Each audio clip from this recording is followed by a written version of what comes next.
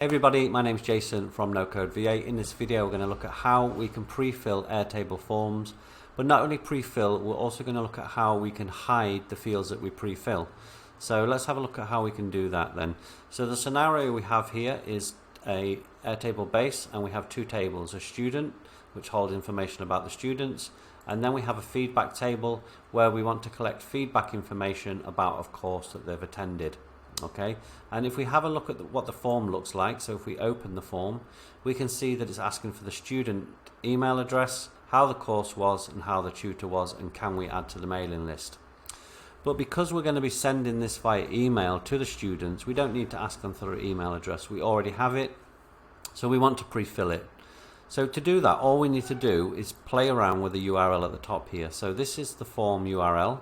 And to pre-fill, just to show you, we can have question mark, pre-fill underscore, and then we tell it the field that we want to pre-fill. So in this case it's student, and then we tell it what the value is. Let me just correct that.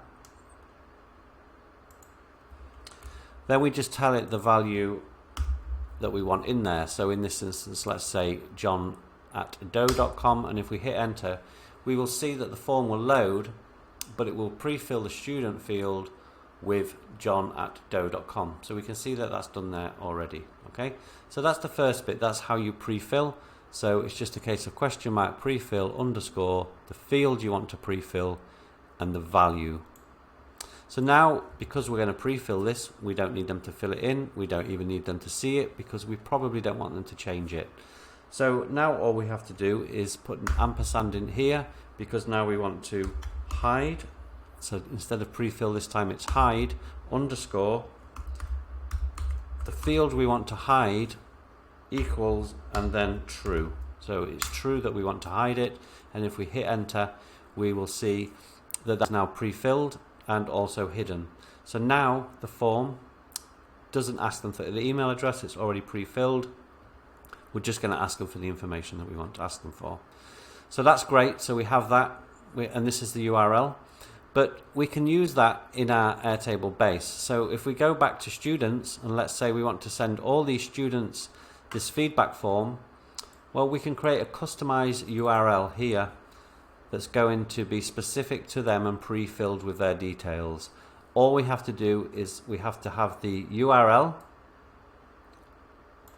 So this is the URL of the form, and again we're just question mark pre-fill underscore student equals, and then we're having to say and, because we're joining together information here, the email address, so it's just going to pick the field here, and hide is true. What that does then is it creates a unique URL for each person. So we have John Doe here, and we have Jane Doe here. And so we have a unique link that now we can now use in an automation to send to them. So if I click on this one, for instance, this is going to open the form for Jane.